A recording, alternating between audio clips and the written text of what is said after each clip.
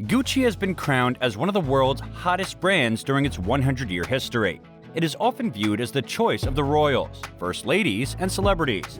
The global luxury brand was founded in 1912 and has become the ultimate prestige symbol. Today, we are going to share the improbable true story of how Gucci was started by a struggling dishwasher, and even more unimaginably, saved from the brink of bankruptcy by an unknowing hitman. At a very young age, Guccio Gucci worked as a dishwasher, waiter, and later as an elevator attendant in one of London's hotels. This is the untold story of how that dishwasher started his long journey toward success and how he fulfilled his business dreams. Early life. Guccio Gucci was born on March 26, 1881 in Florence, Italy. His parents worked as merchants who made straw hats and expected their son to take over. But when Guccio turned 17, the business went into ruin and the family fell apart. He, with his father, were both driven out of their house and went to England. He worked as a dishwasher and waiter, and later an elevator attendant at one of London's most lavish hotels. This job gave Guccio a rare opportunity to observe its wealthy and famous guests up close. He observed that all of them had stylish handbags and luggage that served as more than simple practical purposes. He also discovered that they had little regard for price and were completely preoccupied with the idea of quality. Guccio eventually accumulated enough savings to move back to Florence and begin a new life. He was employed in an antique shop, and he later married Ida Cavalli, a dressmaker. However, Guccio was forced to leave his home once more and join the army when the First World War started. Thankfully, he survived the war and made it back to Florence. When the war was over, the city's economy was destroyed, but Guccio found work at a company that specialized in high-quality leather goods. The owner taught Guccio the fundamentals of the trade, including how to work with different types of leather, and he learned very quickly. Ida then encouraged Guccio to take over the business and follow his desire to own a store in the city. Guccio immediately took their savings out with her approval. He originally called this store Guccio Gucci, but later abbreviated it to Gucci. Gucci personally selected leather purses and luggage for the store from suppliers in Germany and England and Tuscany. Guccio was frequently forced to commission one-of-a-kind artworks. Having worked at the Savoy, he developed a keen sense of what affluent travelers want. When his vendors failed to supply the goods he anticipated, he created a workshop to create and fix his products after eventually growing tired of relying on his sellers. His products became popular among wealthy tourists and the local elites, but Guccio was struggling in secret, and his family and staff only discovered the truth after he could not hide his tears any longer. He looked like a man facing a death sentence, one of them recalled. Guccio's life wouldn't get any easier from here. But before we get into the story, please remember to subscribe to hear other amazing business success stories in the future. A series of mishaps in Guccio's life. Like many other business owners, Guccio had trouble making money in the first several years of operation. Suppliers who let him make goods on credit were demanding payment, and some clients failed to make their required payments. Guccio needed money to pay his debts and was forced to cave to his greatest fear. Guccio's prospective son-in-law was unable to stand by and watch him die. So, to marry his daughter Grimaldi, he offered to lend him money from his savings, which Guccio graciously accepted. In the coming months, he was able to pay back the loan and hire a team of artisans, and each of them was responsible for completing a product on their own from start to finish. The team and Guccio's company expanded, while Italy's government leadership shifted. Guccio was no longer able to purchase all the leather he needed to prevent his shop from collapsing for a second time, since some foreign governments imposed harsh boycotts on the nation. As a solution, he decided to try his hand at developing new goods. He began by producing canvas handbags and luggage. Only the most used components of the products, the corners, clasps, and straps, were covered in leather. Later, he added shoes, wallets, and belts to his product line as accessories. Success of Gucci.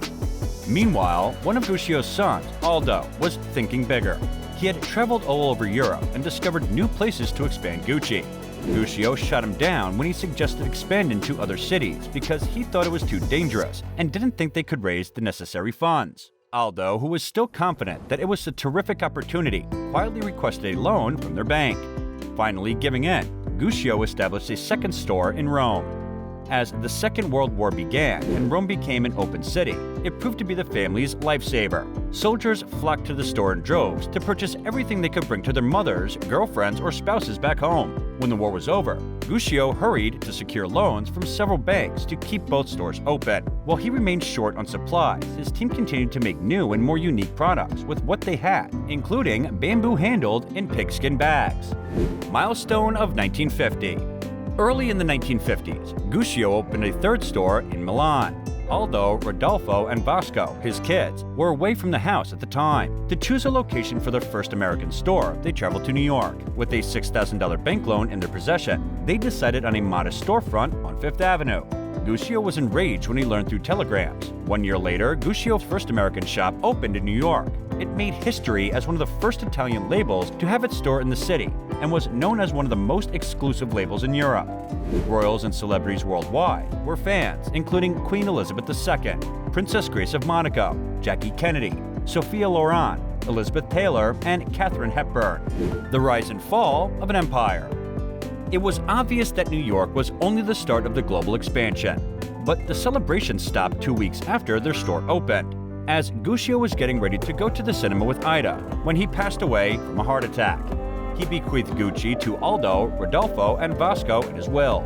The woman whose husband had prevented the company from going out of business received nothing. She tried to sue her brothers in court for a piece of the company, but she was defeated and had to go home empty-handed. Following that, the business continued as usual, also focused on expanding Gucci abroad. Rodolfo oversaw the Milanese store, while Vasco oversaw the Florence-based factory. Milestones of the 1960s. Gucci's name was expanding among the elite at the same time, all thanks to the products that was formerly derided and dubbed as bizarre loafers by many. Stiletto heels were popular when Gucci first introduced them in New York, but soon after, women realized how much more comfortable and stylish loafers were. After a while, men started to want Gucci loafers, and Frank Sinatra was rumored to own a sizable collection.